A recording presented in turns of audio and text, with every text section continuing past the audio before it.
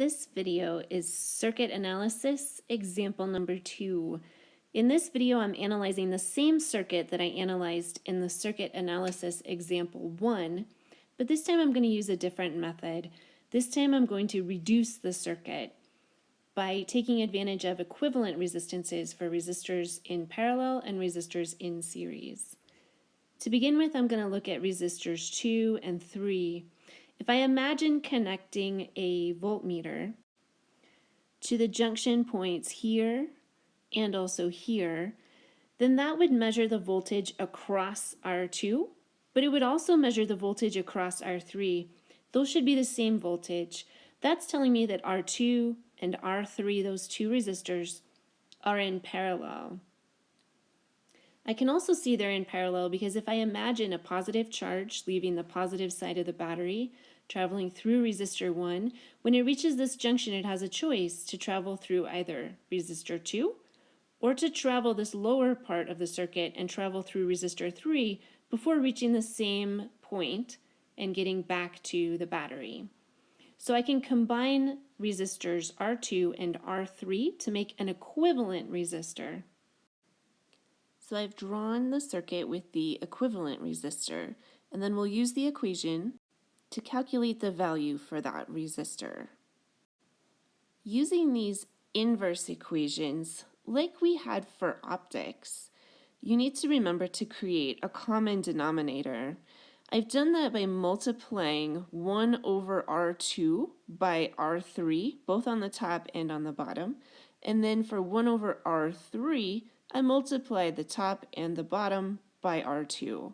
So now I've rearranged my equation to have a common denominator, and it's ready to invert to find the value of the equivalent resistor. So I've inverted the equations, and now I see how to find the value of the equivalent resistor. Go ahead and put the numbers in and calculate the answer. I get 85.71 ohms. I've kept a couple of extra sig figs here because I'm going to be using this number in further calculations. Our next step is to observe that the circuit we have right now has two resistors in series. R1 is in series with the equivalent resistor to resistors 2 and 3.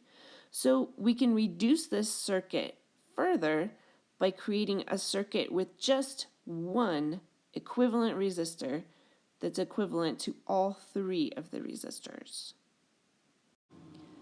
So here I've drawn the equivalent circuit that has just one resistor. I forgot to label the battery.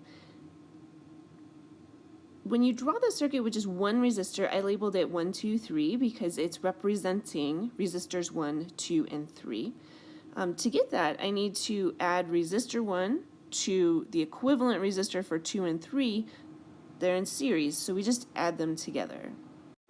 So the value of this one equivalent resistor is 185.7 ohms. This circuit is now as simple as we can possibly make it, and we'll apply Ohm's law to begin solving for the potential difference and current for each resistor. We'll start by using this circuit to find the current through resistor 1. The current through this simplified circuit has to be the same as the current through resistor 1 because resistor 1 was a series component when we found this equivalent resistor. So to find the current through resistor 1, I'm going to use Ohm's law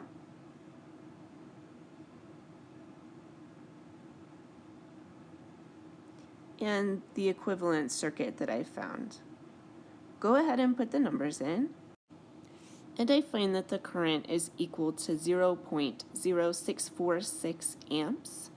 Next, I'll use that with Ohm's law again to find the potential difference just across resistor 1. So multiplying the current 0.0646 amps by the 100 ohm resistor, I get a potential difference of about 6.5 volts. This result matches what we found in the circuit analysis example number 1 using the loop method of analysis. Let's continue on and find the potential difference and the current for resistors R2 and R3. So here I've redrawn the circuit with the equivalent resistor for just resistors 2 and 3 separate from resistor 1. We already know that the potential difference across resistor 1 is 6.5 volts. We rounded that actually from 6.46 volts. I'm going to keep the extra sig fig for now. The battery produces an EMF of 12 volts, and so 12 minus the potential difference across resistor 1 gives us the potential difference across both resistors 2 and 3. So to put that in equation form, the potential difference across resistor 2 equals the potential difference across resistor 3, and that's equal to the battery EMF minus the potential difference across resistor 1. So we can go ahead and put the numbers in.